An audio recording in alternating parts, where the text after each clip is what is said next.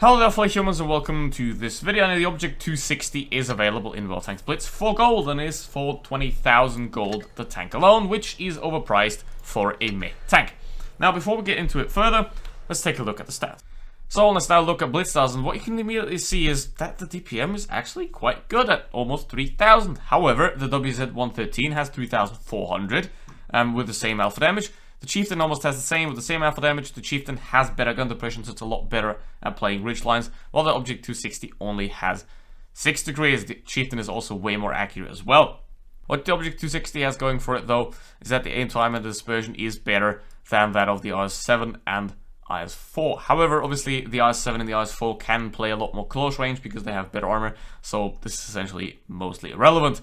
The speeds of them are quite similar. The Object 260 is a tiny bit faster than the IS-7 and a lot faster than the IS-4, and at roughly on about the same level as the Chieftain. However, the 113 in a straight line is a lot faster, and the 113 also has better DPM, so there is literally no point in buying this tank whatsoever, because even though while other tanks aren't better at everything, they're a better overall package.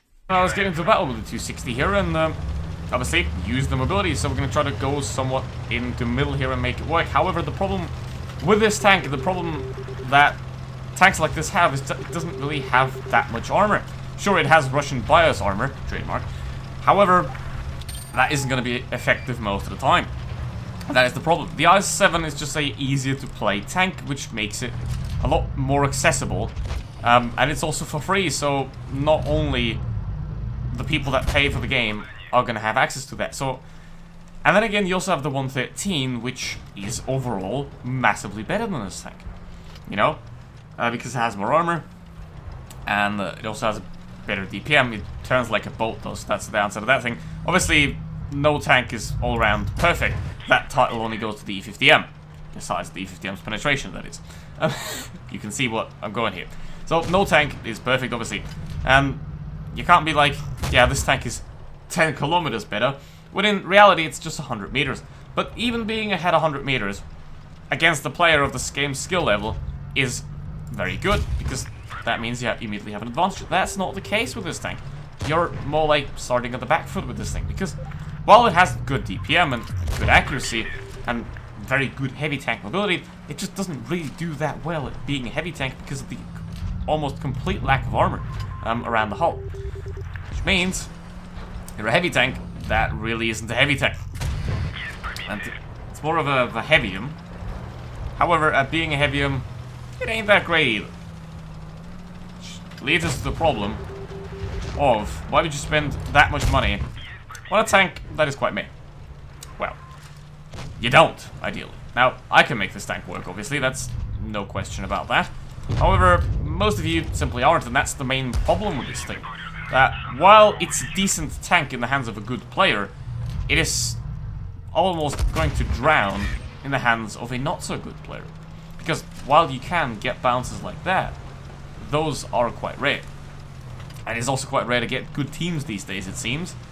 Because this is game number 3, and I still haven't gotten any good ones. I mean, I did top damage both times, but you get my point. Okay, now, against the 60 TP, which is also a massively better tank, higher alpha damage, better armor, so it's much better doing heavy tank stuff.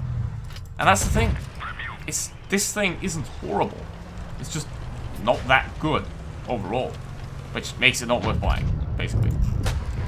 Okay, now, 3.8k. I mean, obviously I'm kind of contradicting that statement by doing very well in it, but see, that's my point. It can do really well if you put it in the hands of a good player. But that's rarely the case. I have to dive bomb this guy and ram him. And then the WT is, I think, up there as well with the light tank. He's just fallen asleep. The IS-7 is dead. So now we're down for a Kolobanovs at this point. I don't know if that's gonna happen. I doubt it, to be fair. But let's see. Maybe we can make something work against the Vickers. I mean, the 3k DPM would be enough. However, they're both playing this very smart. They're playing together, which is very good. Okay, 5k. I mean, I won. The team kind of lost. That's how I see things, you know. If I do 5k damage and lose, then it's not my loss, it's the team's loss, basically, because that's how it is. Okay, I'm somehow still alive. WT has, I think, tracked himself. So I killed the Vickers, and now I'm gonna have to try to get the adrenaline going. I can't one-shot him, so I'm basically fucked. But I can put one more shot in. And if he screws up... He just missed! Mate! Okay, I screwed up. But I have fast reload, so... What the hell? What just happened? This should have never been a win. This should never have been a win. Like, ever. They played together. But then the Vickers pushed first and let the WT back. And then they lost, and the WT missed. Well, I mean, this kind of contradicts my statement a bit of this being a mech tank, but no, it actually kind of proves it, that I can do really well with it. You know, it can work beautifully. However, most of the time it won't. So now let's get into the second battle here, and let's be a bit more thoughtful here. Now, yes, it can work, obviously. As you just saw, it can work absolutely beautifully. However, I am a very good player. Like, I don't want to brag or anything, sure. I don't like that. I don't like saying that, but it's just like, I just am. I don't like saying it, but I just am. Which is a bit of a weird thing, but anyway. And that's the point. I can make this thing work. I can make anything work, really, if I want to. However, it is just not very well rounded for the masses, I'd say.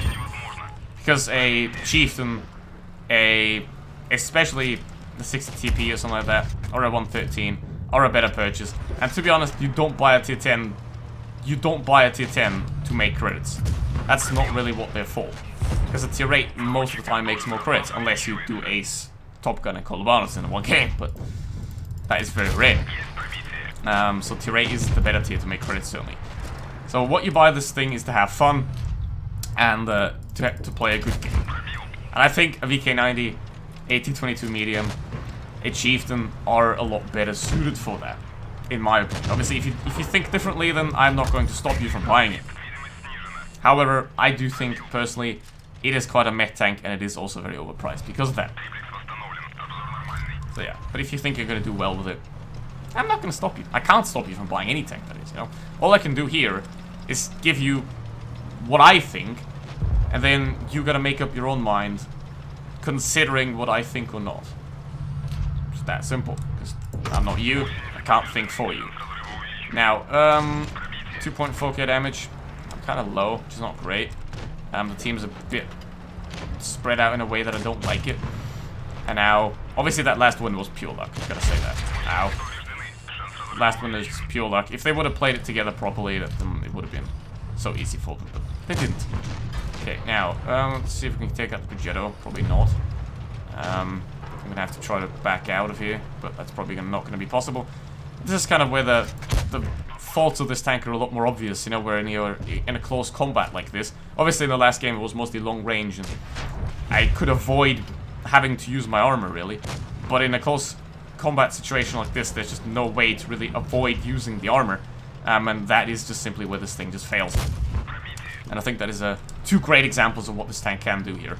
Obviously, I'm still doing a shit ton of damage, but you can kind of see what this thing falls down for. You don't really have a safety net in this vehicle. You don't have the armor to be able to rely on it when your skill gives out, basically. Which is the point of this vehicle, you know? And as a premium tank, you want to have a vehicle that is going to work for you before you buy it. Because obviously, you can't test drive it, you can't find out if it works. You have to know that it works before buying it. Because 20,000 gold is quite a big investment, so please make it wisely. And if you want to make an investment in me, the join button's down there, and the like and subscribe button, obviously, as well. Thank you very much for watching, see you for the next one. Goodbye.